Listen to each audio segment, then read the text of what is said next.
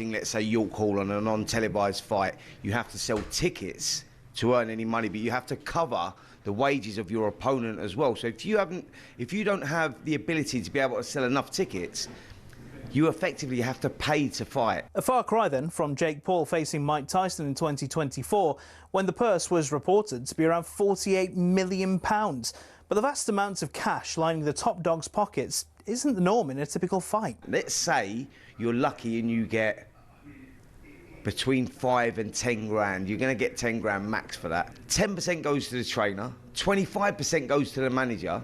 Then we've got the tax man to pay as well. So we're cutting that money in at least half. So now you've got 5 grand for a 10-week camp. So you're talking about a guy here earning, he might be clearing 500 quid a week. How do you support a family on that? So boxers chase the dream.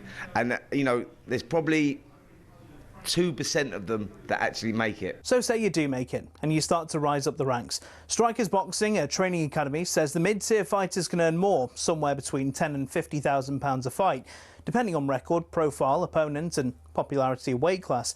It's only at the top level does the real cash start flowing in, with the top-tier professionals, i.e. those going for titles, earning 6 figures a fight.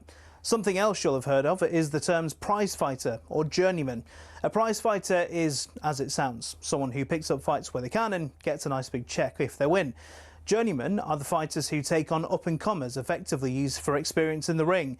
Even if they're going up against the real prospects, a young Anthony Joshua, for example, these guys will be lucky to earn more than 10 grand. So the average boxer isn't as rich as you'd think.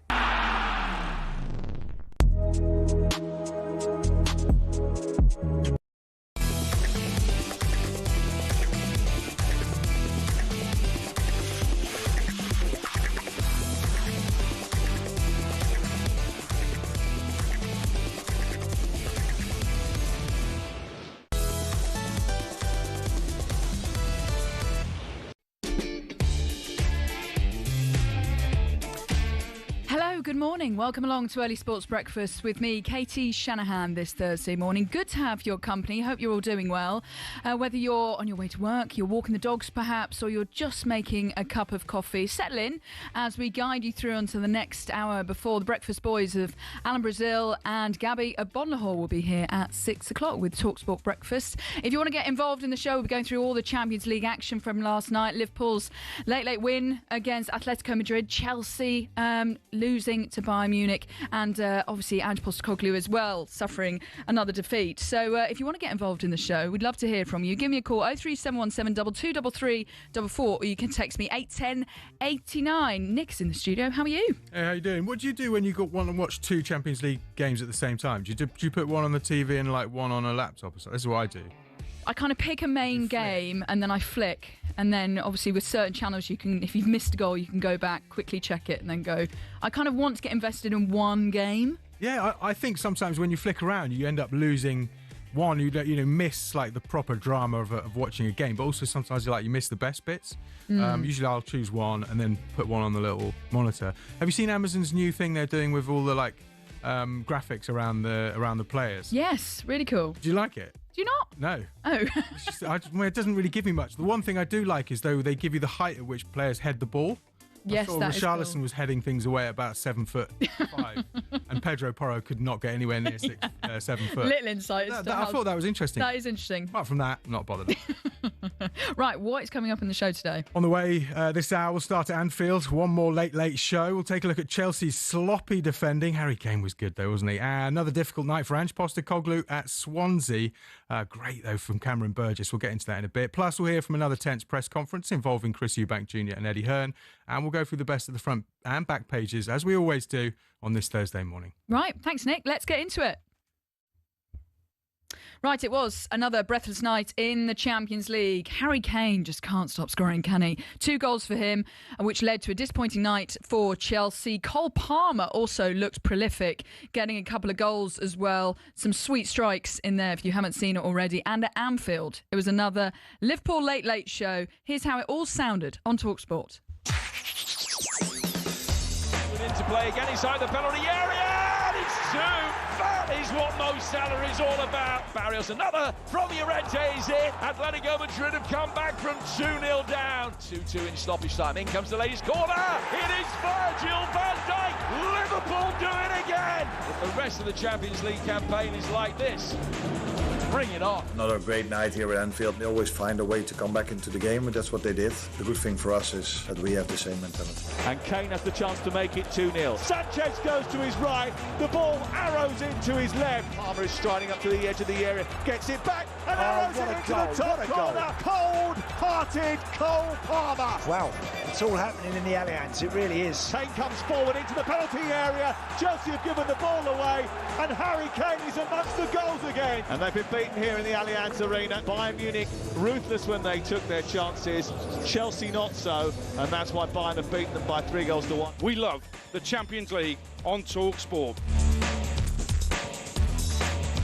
Yep, let's start at Anfield, shall we? Where Captain Fantastic, which is on the back page of the Mirror today, Virgil van Dijk rescued all 3 points for Liverpool against Atletico Madrid with a header in the second minute of added-on time in front of the Kop end, which must have been such a special feeling for him. He's done that so many times, hasn't he? Liverpool looked to be running away with the game with 2 goals inside the first 6 minutes. It was the first goal came inside 4 minutes from Andrew Robertson, his first Champions League goal in 6 years. Last goal was against Salzburg back in 2019. It was kind of a fluky goal with a back heel, and I think to be fair, he mastered the celebration and took it well. But then Mo Salah, 2 minutes later, incredible balance to get his 45th Champions League goal for Liverpool. No one has scored more than him. So Liverpool, you're thinking, in dreamland after 6 minutes. But when I was watching Mo Salah's goal, the balance, he managed to keep about 3 Atleti players off him, and I was doing some reading in the week, and he does so much yoga and Reformer Pilates. Apparently has Reformer Pilates kind of set up, basically a gym in his house. So when the kids go to bed, he goes and does his Pilates and his yoga. So, and we even saw the other day, he was doing a celebration, the tree pose, which is actually really hard to do. I can barely do it. So clearly all that Pilates and yoga is paying off, and he got another goal to add to his tally. But then Marcus Llorente was at it again. He had a prolific night, scoring twice either side of half-time to level for Atleti. But then Van Dijk was there with the header at a corner.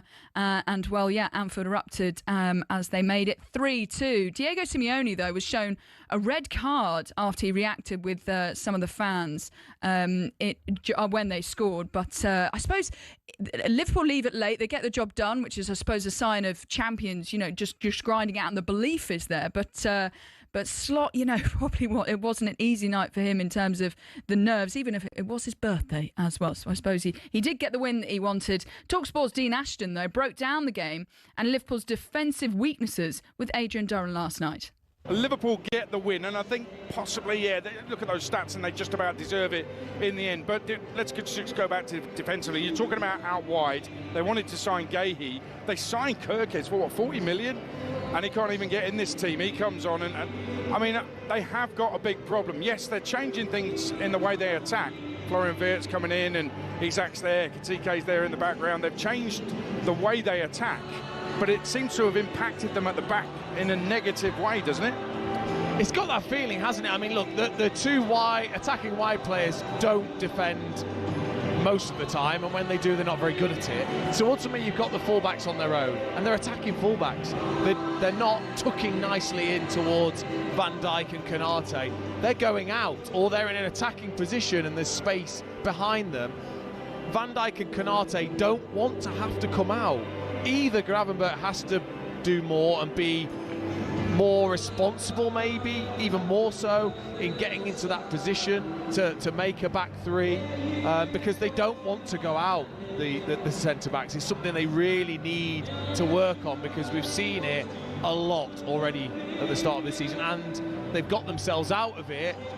But eventually the best, and especially in this competition, the further you go, the best will absolutely punish you.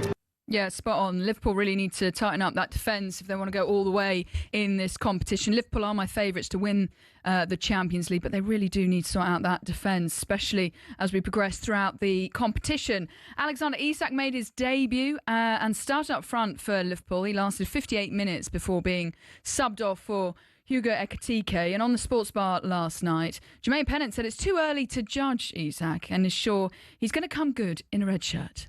First game, it's like a pre-season, kind of his first pre-season game, really.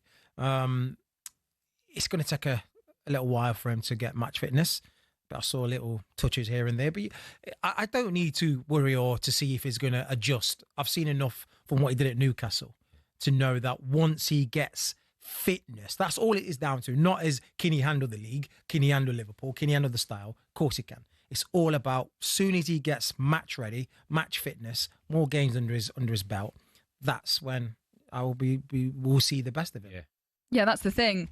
Liverpool have bought Alexander Isak because they know he's a proven goal scorer in the Premier League for Newcastle. He got a lorry load of goals last season, over 25, and you feel as though he's going to come good, but after all of the noise around that transfer, I feel as though Liverpool have actually played it quite well because, yes, they started him last night, but they have allowed him to just settle in and bed in, and he's going to be brilliant for them this season, you feel.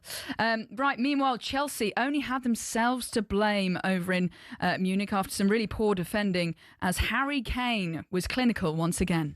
Kane comes forward into the penalty area. Chelsea have given the ball away, and Harry Kane is amongst the goals again, stroking it firmly right-footed into the far corner, beyond the despairing dive of a furious Robert Sanchez.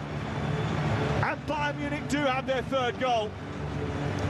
They've been knocking at the door over the last few minutes. Enzo Maresca is bemused.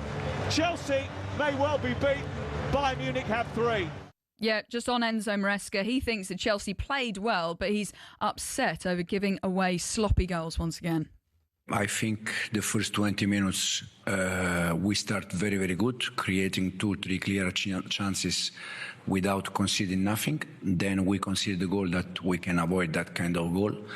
And the dynamic changed a little bit, but even with that, we were in the game. We continued to play. We scored a goal. Probably in the goal we score. There is also a tough decision from the referee because you can also judge in different way, but no problem. Even with that, we start second half. I'm not agree with you because in the way we start second half was much better than first half until the goal we concede. And then again, for 10 minutes after the goal we concede, the team was not good enough. But again, at the end, we try again. We scored the second one, but this kind of competition against this team requires to be full focus and playing the right way for 95 minutes. I think we play good, but not for the entire game. Yeah, Harry Kane was prolific and really punished Chelsea in defence. Interesting hearing Enzo Maresca just speak there. You know, disappointed about the kind of performance. And I suppose, yeah, Cole Palmer nearly had to. That disallowed second goal was a beautiful chip. But that first goal that Malo Gusto set him up for it was also prolific as well, because he's just come back from injury, don't forget. So he's come back firing. And yeah, a good night for Cole Palmer, but not for Chelsea. Harry Kane, his 2 goals on the night, 94 goals in 102 games for Bayern. Interesting, especially after Michael Owen saying that he doesn't think that Harry Kane should have gone to Bayern Munich. I think it's been a good move for him. I think in terms of the timing that Harry Kane went, there weren't loads of options on the table at the time. He couldn't have gone to Real Madrid. He couldn't have gone to Liverpool. Man United wasn't really happening at the time. PSG, they were fine. So Bayern Munich seemed, and I'm sure many other options could have come up, but Bayern Munich seemed as though it was a good fit and also may have been a good fit for the family as well. But do you think it was a right move for Harry Kane to move to Bayern Munich? It seems to be going well, and what you want for your England captain before a World Cup next summer is to be scoring and scoring in style, and that's exactly what he did yesterday as he put Bayern Munich in a good position ahead of Chelsea. Give us a call, 03717 2233 44 if you've got any opinions about last night's result, or you can give me a text, 81089. We want to hear from you on Early Sports Breakfast on talkSPORT with Adrian Flux. Insurance for the individual. Find out more at adrianflux.co.uk. Right, coming up next, we're going to be taking a look at the back pages.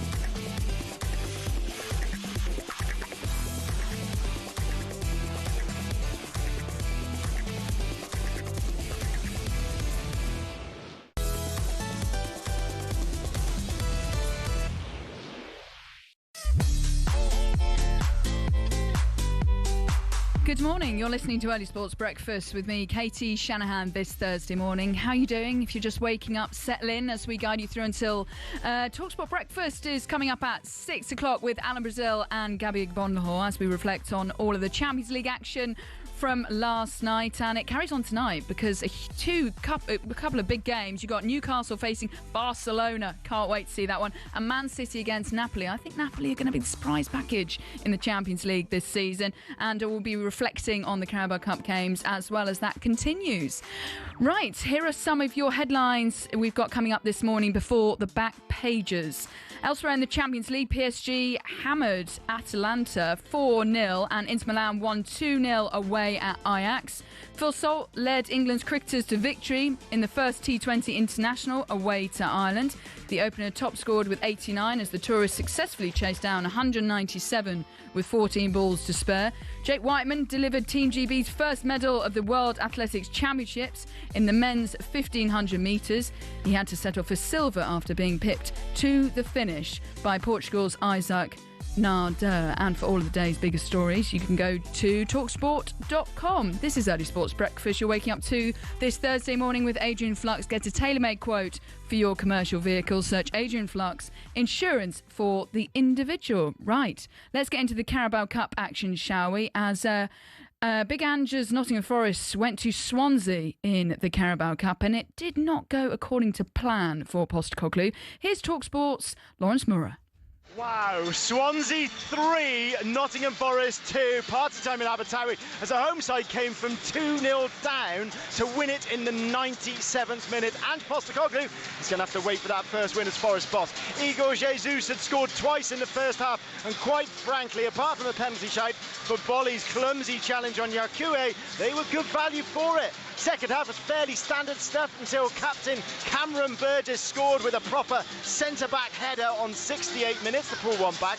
The game became a bit of a basketball match end to end until the board went up to say 6 minutes of added on time. And that's when it all went mad. First of all, Zanvapotnik off the bench got in at the front post to Liam Cullen's cross to make it 2-2. 93 minutes gone for that. 97 minutes. The ball comes to Cameron Burgess, the centre-back, on the volley, on the edge of the area, and he smashes an unstoppable shot into the back of the net. The stadium exploded, and Ange, well, he can't quite believe it. Swansea 3, Nottingham Forest 2. Yeah, the stadium did explode. I was watching that game. Absolutely incredible comeback by Swansea. Unbelievable result for them as they go into the fourth round. Captain Mild Cameron Burgess scoring his first and second Swansea goals since arriving from Ipswich in the summer. And the way he takes that volley is just absolutely amazing, because the shot before was a worldie, a crack from range, and it hits the crossbar, comes out to him. He has no time to react, takes it on the volley really well, and just drills it into the back of the net. So fair play to him. What a night. After the game, Lawrence spoke to Swansea manager Alan Sheehan. I think we're really good value for the win tonight in terms of our attitude and our mentality. I think to go to Liverpool, and I'm very, very proud of the lads. And did your captain epitomise that? He obviously scored in that first one, but he was there heading everything clear second half. He's been excellent since he's come in. His leadership, his character, his ownership, really. He doesn't hide away from certain things, and you can have honest conversation with him. He'll come up and say, I should have done this better, which is incredible. And we've got a few of them players, which makes your job easier, because we want to create leadership, we want to learn, we want to get better, we want to evolve. But I suppose nights like this make the players believe in everything that we're doing. So a shaky start for Ange Postecoglou ahead of a really tricky-looking game at Burnley on Saturday. He's not been out of football for long, and straight back a quick reminder as to how tough it is. Lawrence also asked Ange if his players let themselves down at the Swansea.com stadium. Well, I think that's the other way we can look at it. That it was a game we were totally in control of, and we let slip away. Igor Jesus, obviously in the first half, 2 goals.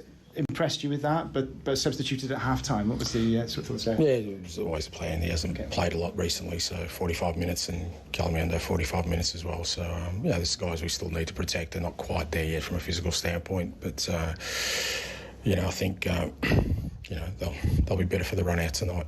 And just finally for me, obviously Burnley, does that become even more important? How important is it for you to get that first win and get it quickly as well? It's not important for me, it's important for the club. We've got to make sure on Saturday we're ready for another tough game and perform at a level we know we can to win the game. Yeah, interesting. We just had a text come in here from Darren saying, Ange, same problem, but different clubs. Forest owner could regret this. Keep those texts coming in, 81089. I mean, yeah, he's had a couple of games and still looking for that first win. Well, talkSPORT's Rory Jennings reckons that Big Ange is overrated as a manager, bit harsh, because his Europa League win has clouded people's judgment. It was amazing for them. It made history. They planted their flag in Bilbao. They beat the great Man United to that final. It's amazing. But it isn't a truthful story. It doesn't tell you what happened. No. They beat Bodo Glimt in the semi-final. Yeah. They beat Bodo Glimt in the semi-final and got battered home and away every week in the Premier League. Yeah. That's who they are, mate. I'm not a clown. That's who Tottenham were. And they've managed to now, because they won that piece of silverware, because they had that parade, and he kind of got that Hollywood line. You know, the third season's always better than whatever nonsense he decided to speak at that point. I think he's managed to convince people that on some level he can be considered a serious man and therefore a serious manager. And it's just not true.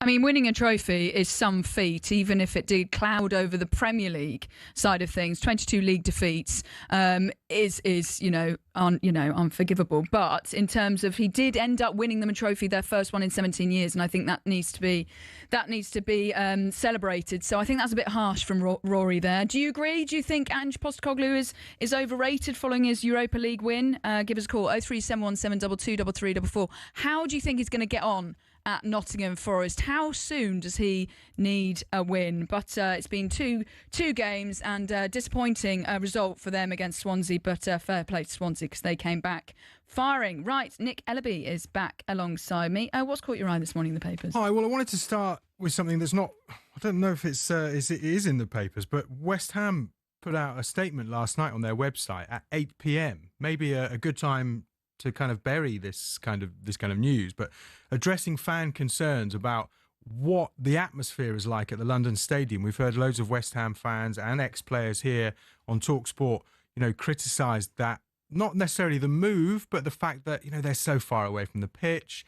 The atmosphere at the London Stadium compared with the Boleyn Ground just does not compare. I never went to the Boleyn Ground, I have to say, but I've been to the London Stadium a couple of times, and it's just not a great experience. And West Ham have put out a statement on their website talking about feedback from fans, trying to improve that match day atmosphere. They're saying that they're looking at fan-led initiatives to improve the feel, including fan zones, fan-led displays, tifos, but they don't actually own the stadium, so they're kind of hamstrung as to what they can do. Have you been there? Yeah, I've been there many times, many years. They're too far away from the pitch. You feel so far. I take my binoculars when I go. Really? Yeah, I always take binoculars to No, good on you. Yeah, I take them to the cricket. I've never taken them to football. No, I take them to football, especially on a corner, because whenever you go to a ground, wherever it is all over the world, you have no idea where your position is. Yeah. And especially if it's a corner and you need to see who's going to get the header, sometimes, I get my binoculars out. We've got a good clip of Tony Cottee that Stu can play for us, actually, talking about the fact that actually, they're giving away sides maybe a bit of an advantage. So let's hear what Tony Cottee said on Breakfast on Monday. When West Ham were at Upton Park, or the Bowling, whatever you want to call it, West Ham had a 10-point head start because of the crowd, because of the, how hostile it was. The away teams would come and they would be a little, not scared, but they would be under pressure, intimidated, and it was worth 10 points a season. I believe the same will be worth it. It'll be worth it to Everton, because Everton have gone to a purpose-built stadium that's as tight as anything. The fans are right on top of you. I think that will help Everton to get 10 points a season. I think with the London Stadium, it's a lovely stadium, but it's so friendly and neutral that it's almost too inviting for the away teams. It's so big, and as soon as West Ham go a goal down, or as the case, 3 goals down, most people are trying to get to Stratford because you can't get on the tube, so they're queuing up to get on the tube. So it's very frustrating at the moment. But they've got to roll their sleeves up. They've got to get on with it. They've got to get some results. They have to, in my opinion, they've got to beat Palace at Saturday, which won't be easy. They're a good team. Yeah, they are. And after that, we'll see what happens with the run of fixtures that I mentioned. Yeah, I think Tony makes a really good point there, especially in terms of away teams coming to West Ham. What you want with that home advantage is you want the fans to feel as though they're so close to the pitch, they're on top of you. I mean, I remember still going to the Bernabeu last last year, and just looking up and just seeing, it's like a wall. You feel it's so intimidating. If you compare that to West Ham, they're in the distance and there's not that kind of home advantage. So yeah, away teams probably don't feel the same hostility that you would in other kind of grounds. And West Ham fans are great, so hopefully they can sort that out, because it's a great club. But like Tony was saying, Palace at home on Saturday, another tough game. Little look at Jose Mourinho. We understand that he's going to sign a 1-year plus 1 contract at Benfica because he's potentially eyeing that Portugal job after the World Cup. But an interesting piece in the Times from Matthew Syed, who's called Jose and his legacy, he's called him a whining, fossilised Alan Partridge. Matthew Syed writing in the Times, I can already see the title of Jose's set-piece presentation, How to Make £50 Million in Severance Payments, the Journey of a Special One. And he's also said here, he recently spoke to a player who worked under Mourinho, who told him off the record, that he writes here, that the players became embarrassed and ultimately exhausted by all of Jose Mourinho's whining. What do you make of Jose? Are you a fan? I think he's a blockbuster. I enjoy what he brings to the TV screens in the Special One. He always provides something, and also when I've spoken to him a number of times, you never know what you're going to get, and that's the best kind of interview. He's unexpected. He offers that drama. He also tests you as a presenter, reporter. So I like Jose. I think he really adds to the football kind of the football show, really, and the arena. He's a great protagonist. He's very charming when he wants to be. He can be. I mean, we saw him, poke Tito Villanova in the eye in the Copa del Rey game when he was in Spain. His antics in Turkey didn't really win him too many fans. I mean, he said it was a smelly place. And did you see that? Did you see when he put the laptop in front of the TV camera when he was upset about an offside that wasn't given, and he just put this still frame of the play on a laptop and just left it in front of the pitch side camera? Unbelievable. I mean, Mourinho in Turkey was pretty box office, as you say. And yeah, before I go, just very quickly, Manchester United posted record revenues, but still lost £33 million last season. Despite a lowest ever Premier League finish, the club did turn over £665 million. That's the highest in the club's history. So great. Silver lining for Man United, apart from being rubbish. Yeah, okay. Thank you, Nick, for now. Right, Katie Shanahan here with you this Thursday morning on Early Sports Breakfast.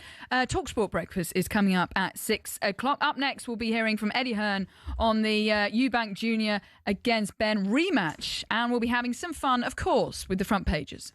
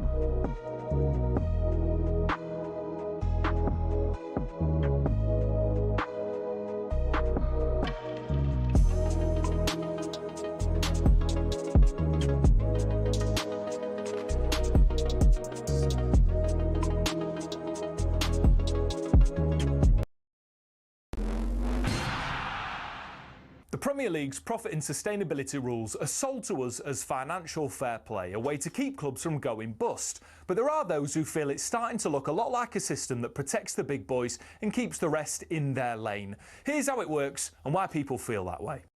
So clubs can only lose 105 million quid over 3 years, which sounds fair, but here's the kicker. Your limit includes how much you earn. So if you're one of the traditional top 6, you've got massive global revenue streams and you can spend way more while still technically following the rules. Meanwhile, ambitious clubs like Newcastle, Villa or Forest, well, they're bringing a knife to a gunfight. Newcastle might be backed by Saudi billions, but they just can't splurge the cash. Their commercial income isn't there yet. Last season, they won their first domestic trophy since 1955 and qualified for the Champions League, which you'd think would be a great springboard for them to go on and start building a team to challenge at the very top. But because of PSR restraints, they couldn't break their wage structure for a new Alexander Isak contract, and look what happened there. So what's the solution? Well, either loosen the reins so ambitious clubs can spend within their means, or cap spending based on something other than revenue. Otherwise, we're just watching the same 6 teams swapping silverware most seasons, and that, folks, ain't what the Premier League was built on.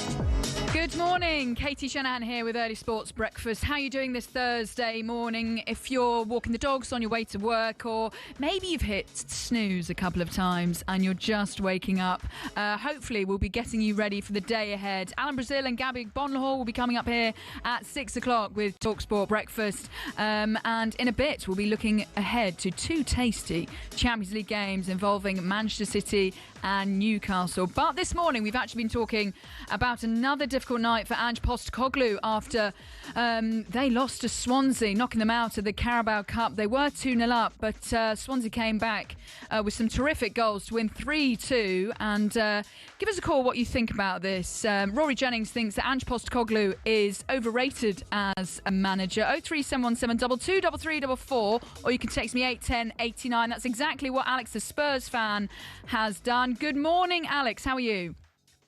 Good morning from over here in misty Norway. How are you doing? All right? Oh, very good. Great to have you all the way from Norway. But I believe you used to live in North London. Is that right?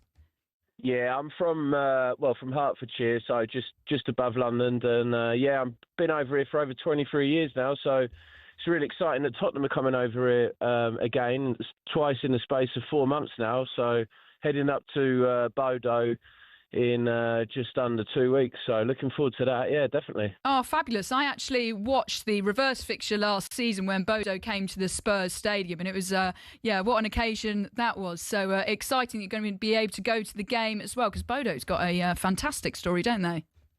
Yeah, they do, and it's a little tiny place. I mean, the population of Bodo is less than what the Tottenham Stadium holds. You know, it's a little tiny place, and they brought a lot of fans. I mean, looking at the amount of fans Villarreal brought to the Champions League, Bodo filled their away end, and it's going to be a great occasion. Absolutely. Let's talk about Ange Postecoglou, I believe. Roy Jennings is saying he's overrated as a manager. What do you think? Do you agree? Yeah, I do. I think, I was one of those fans that got a little bit conned by it all. Obviously winning the trophy and the emotions attached to that, because we've been waiting for so long.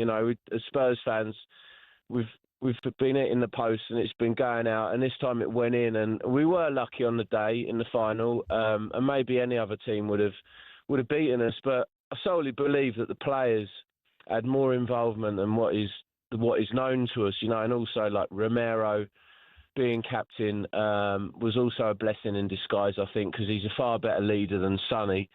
And I think Mason had a lot to do with it as well. I believe that he had a lot to do with it, perhaps on the training side, and some of the messages that have been given out on the game days. Maybe the board and stuff gave actually Mason more responsibility than what we actually know. And look at how he's doing now at West Brom, and all the best to him. He deserves a good career after what he's been through. So I'm not sure Forest are going to be doing too well with Ange. No, I don't think they will. So do you think he's going to get found out at Nottingham Forest? Yeah, I don't think. Well, for a start, they haven't got the same squad as what Tottenham got. I know they were talking about Forest having more of a squad in depth. They haven't got the quality of players that he had at his disposal. The trouble was that his styles of training and playing got everyone injured. They got rid of the best physio we've had at the club for ages. He seemed to have rifts with people, his stubborn ways, and he's not active on the touchline either. And if you look at what we've done now, I know Tottenham aren't playing perhaps the most attractive football to get results at the moment with the 1-0 this week, but they're keeping clean sheets, and that's what will win you football matches. Frank's we've stopped the rot. We've had four in space of short time this season, and that's a really good sign. And I reckon Forest fans might be quite right. Looking at seeing how they crumbled in injury time yesterday, that's not a good sign at all, is it, really? Yeah, exactly. And they've got a big game against Burnley. You just feel as though Postecoglou really needs to get a win under his belt. Alex, thank you so much for calling all the way from Norway. Have a wonderful day. Cheers. Thank You're you. welcome. Have a good day. Bye. Cheers. Right, this is Early Sports Breakfast with Adrian Flux. The cover you need at a price you will love with What Vans Insurer of the Year 2021. Find out more at adrianflux.co.uk. Great call there. Keep those coming in. 03717 2233 44. You can text me 81089. Right, here's some of the headlines you're waking up to this morning. Rugby Union Premiership champions Bath have had plans for an 18,000 capacity stadium approved. Local councillors back the project to redevelop their recreation ground home. The top of the table clash between Surrey's cricketers and Nottinghamshire in the county championship has gone down to the final day at the Oval. Hosts Surrey are chasing a fourth consecutive title. They need 249 runs, while their opponents require 10 wickets. And Emma Raducanu will have to get past a two-time Grand Slam champion if she's to reach the quarterfinals of the Korea Open today. She goes up against Barbora Krejcikova. For more on all these stories, you can go to talksport.com. Right, moving on to boxing. As Chris Eubank Jr. and Conor Benn met again last night in their press conference. That was ahead of their rematch on November the 15th at the Tottenham Hotspur Stadium. Things got tense once again when Chris Eubank Jr. interrupted Eddie Hearn as he tried to pay tribute to the great Ricky Hatton. Well, just firstly, Jamie, obviously, just a couple of... You might... Just going to say 30 seconds about Ricky Hatton. No, there's no 30 Chris, 1 second. You know the drill. Chris. You know the drill. I'm not going to say... You are. Anything you say. Okay, then don't listen... I'm a bad guy. No. I'm in this. All I was going to do was say a few words about Ricky Hatton. Okay, words. Okay, I won't say anything about... Move on with the press conference. You're you talk... From you get what's coming to you. It doesn't matter. You can do that. We know anyway. The drill. Yeah, not great timing, was it? Especially when trying to pay his respects to the great Ricky Hatton. Right, it is time for this.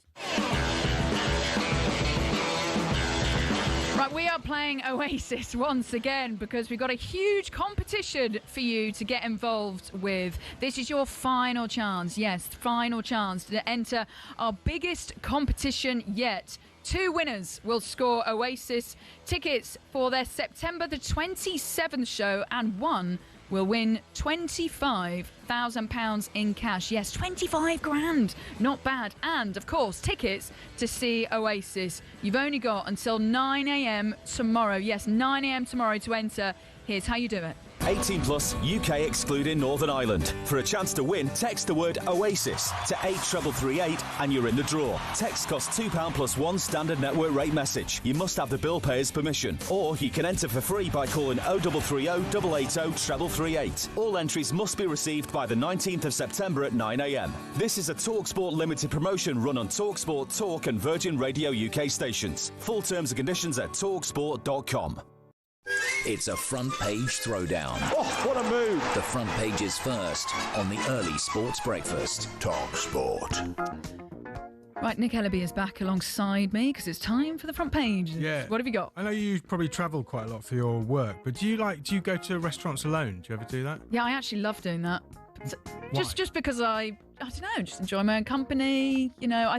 And it's quite funny because waiters or waitresses, oh no, she's on her own or she's been stood up, and I'm like, no, I'm just enjoying a lovely moment of peace and quiet. How about you? I'm the same. No, I like it, and I like my own company. Usually, I listen to podcasts, read the paper, read some stuff online. Apparently, so it says here on the Daily Star, more Brits are dining out alone to escape their partners and kids. The number of solo eaters has jumped by nearly a quarter in the past 5 years, a survey found. Of those, 37% do it to treat themselves. More than 20% go alone to avoid any interruptions. Right. Is there any other stuff you like doing? I mean, I really like going to the cinema by myself. Some people find that weird. Yeah, I wouldn't do that. Why not? Yeah, I don't know. I just wouldn't do that. I don't know why. I would just sit in the comfort of my lounge where I can just head to the fridge, get chocolate, you know, something to drink, all free of charge. Did you not enjoy that communal experience of watching a film around other people and you sort of feel the reaction? Maybe if it's a comedy, everyone laughs. I don't know. I think going to the cinema makes a lot of sense to do by yourself because I don't want people talking to me when I'm watching a film. Yeah, this is true. No, I would just rather do it at home and just yeah. But no, my husband's really into going to the cinema, so we actually go quite a lot, mainly to kind of fulfill what he wants to do. But I just think the cinema's quite expensive. That's all. It is expensive, but good. We need to keep going to the cinemas. Yes, we do. Die out. Yes, we do. Keep going to the cinema. I know we're pressed for time. Very quickly, Wetherspoon's boss Tim Martin has told Brits to drink more if they want to live longer. He does admit he's got a conflict of interest here, and we have to be very careful about encouraging people to drink. You have to drink sensibly. But Tim Martin saying that, you know, one of the people that lived the longest, Frenchwoman Jeanne Calment, reached 122. She had a glass of port every day. Oh, maybe it's the port. Maybe it's what you're drinking. My nana's like 95. I think oh, wow. She has a sherry. She has a gin and tonic every afternoon. She's doing all right. Oh, love that. Love a gin. What's your drink of choice? I go Guinness, and then I do quite like a Negroni or some sort of whiskey-based cocktail. I've been having a few espresso martinis as well. Oh, look at you go! That's just because I feel like if you want to get going, that's the trick. So you start with an espresso martini. I have started with espresso martinis before, yeah. Probably after these shifts, yeah. I won't blame you. As long as it's not before, I think that's fine. Thank you for now. Cheers. Thank you so much. Right, coming up next, we're going to be looking ahead to some really tasty Champions League games coming up for you tonight, right here on talkSPORT.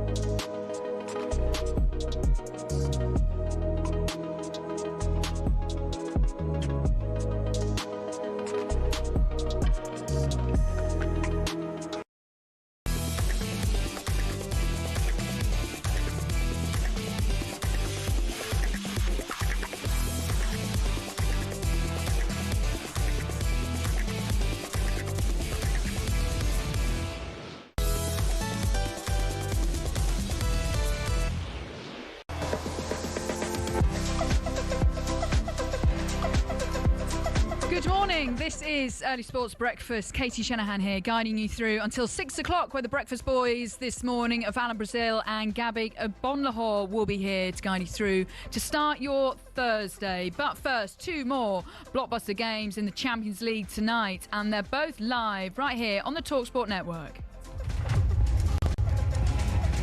Stand by for drama. What a fantastic season this has been for Newcastle. Champions League football. Hopefully a turning point in our history. Newcastle thumping hit from Jacob Murphy. In towards Joel Linton, up there with a header, and it's into the corner. Turned away, Rafinha! Rifles in the rebound! This is the stuff that these Newcastle fans would not have dreamed possible. Manchester City will be in the Champions League next season. We had a season, an off-season, but I think we've got as good a chance as anyone to win the Champions League. As Erling Haaland goes through, and he scores! Breaking news last 5 minutes, Kevin De Bruyne has joined Napoli. Do you know you want to come here and perform well? We have a great welcome to them because they deserve it. After the game, yeah. Of course, it's nice to kick him back. I think with Pep Guardiola, you doubt them at your peril.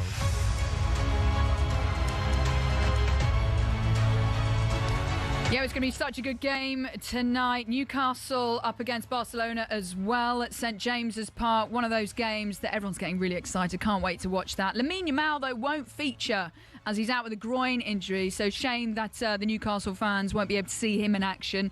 But Hansi Flick, the Barcelona boss, has suggested that Marcus Rashford could feature. So that'll be interesting. Flick has also never been to St James's Park and has been asking the other players what it's like in terms of atmosphere. And they said it's one of the best in Europe. As for the Newcastle boss, Eddie Howe, he was asked what he's learned about Newcastle's previous Champions League campaign.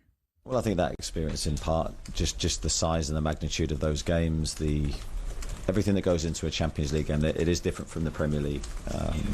The build-up's different, the feel's different. So I think having done that before can certainly help us again. I think the squad that is arguably stronger. I don't know. You could always make a debate either way. Of course, the squad has changed from 2 years ago, so it's a different squad, and I think, I back the quality that we have. Certainly the tough games. It's a tough looking fixture list for us, and I think the early games are really important because they set the foundation and they set the tone. And that's why we're really focusing on our performance and trying to deliver a good one. Newcastle against Barcelona is live for you on talkSPORT from 7 o'clock. Over on talkSPORT 2, we've got Man City hosting Antonio Conte's Napoli. Kevin De Bruyne back at the Etihad. Scott McTominay and Rasmus Højlund are back in Manchester as well. It's going to be a really good game, this. And Antonio Conte's never really had much Champions League success, but I think they might be the dark horses of the Champions League this season, especially bearing in mind the midfield and the players that they've got. Well, Pep Guardiola says the new Champions League format means you can't guarantee qualification even if you get results. The group stages always have been tough, but where you don't play, like you can face your group all the time, you can control their opponents, home and away, you learn a lot, but being in this format, you cannot control the other games, and the other groups can be better. When you are in your group, you can control more, so that's why it's more than a spectacle. You don't know what's going to happen. All you have to do, have as much points as possible to qualify in the first 8, otherwise come back in the first 24. Yeah, so Man City against Napoli is live for you on talkSPORT 2 from 7 o'clock. Right, loads more on Breakfast with Alan and Gabi this morning. Here's what's coming up. Right, former Liverpool midfielder Charlie Adam will look back on another late win. We've got Peter Reid looking ahead to Man City's game with Napoli tonight. Can't wait for that one. Co-owner of Glasgow, the Italian restaurant Mima Rossi, will be talking about Scott McTominay as well. I mean, what a time he's had at Napoli so far. And let's see how he gets on against Man City tonight. And former Barcelona striker Steve Archibald is here to look ahead to Newcastle against Barcelona. You have been listening to Early Sports Breakfast with me, Katie Shanahan, and with Adrian Flux. Insurance for the individual. Find out more at adrianflux.co.uk. Alan Brazil and Gabi Bonhor are up next. I'll be back tomorrow morning. Have a wonderful day and a great weekend, and I'll see you soon.